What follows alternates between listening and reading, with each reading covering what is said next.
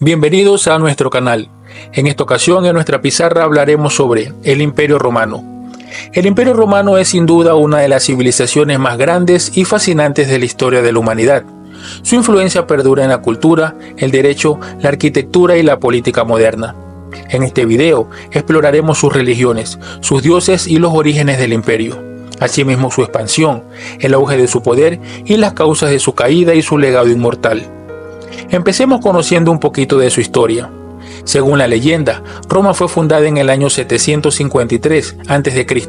por Rómulo y Remo, dos hermanos gemelos que después de haber sido abandonados y criados por una loba, decidieron fundar una ciudad en la ribera del río Tíber. Pero como todos sabemos, esto es solo una mitología. La realidad histórica señala que Roma comenzó como una pequeña aldea en la región central de Italia. En sus primeros siglos, Roma fue una monarquía, gobernada por una serie de reyes. Sin embargo, en el año 509 a.C., los romanos expulsaron al último rey, Tarquinio el Soberbio, y establecieron una república, un sistema de gobierno en el que el poder estaba en manos de los ciudadanos y los magistrados elegidos. Hablemos de sus religiones. La religión romana era principalmente politeísta. ¿Pero esto qué significa? Significa que los romanos adoraban a múltiples dioses y diosas. Estas deidades representaban diferentes aspectos de la vida, como la guerra, la arquitectura, el amor y la sabiduría. Entre los dioses más importantes del panteón romano se encontraba Júpiter, el rey de los dioses, asociado con el cielo y el trueno. Juno, su esposa, era la diosa del matrimonio y la familia. Neptuno, el dios del mar, y Marte, el dios de la guerra. También ocupaban un lugar destacado en el imaginario romano Venus, la diosa del amor, y Minerva, diosa de la sabiduría.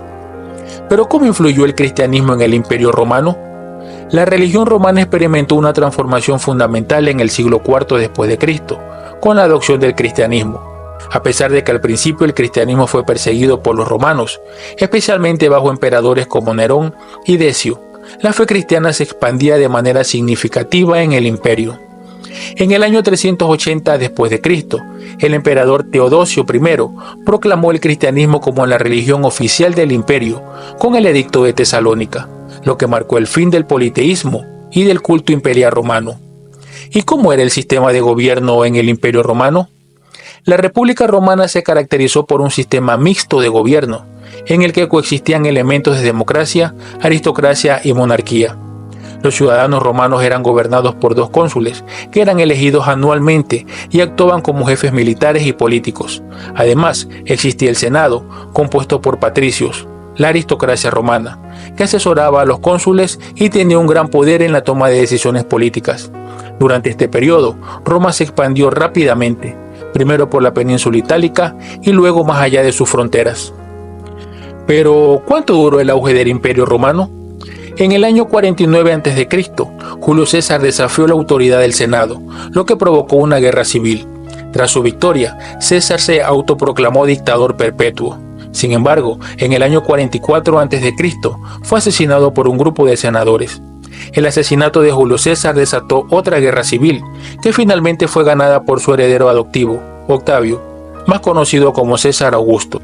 Bajo el gobierno de Augusto y de sus sucesores, el Imperio Romano alcanzó su mayor extensión, desde las Islas Británicas en el noroeste hasta Egipto en el suroeste, y desde Hispania en el oeste hasta las fronteras de Persia en el este.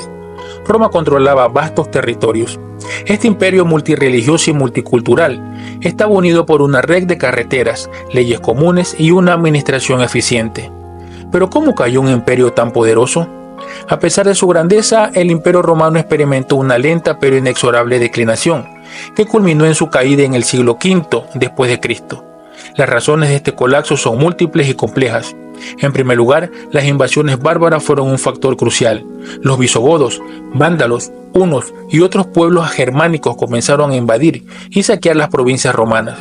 En el año 410 después de Cristo, los visigodos, bajo el liderazgo de Alarico, saquearon Roma. Otro factor importante de su caída fue la crisis económica y la corrupción administrativa. ¿Qué legado nos dejó el Imperio Romano? A pesar de la caída del Imperio Romano, su legado perdura hasta el día de hoy.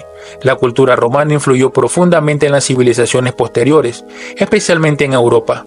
El derecho romano, con su énfasis en la justicia y la equidad, se convirtió en la base de muchos sistemas legales modernos.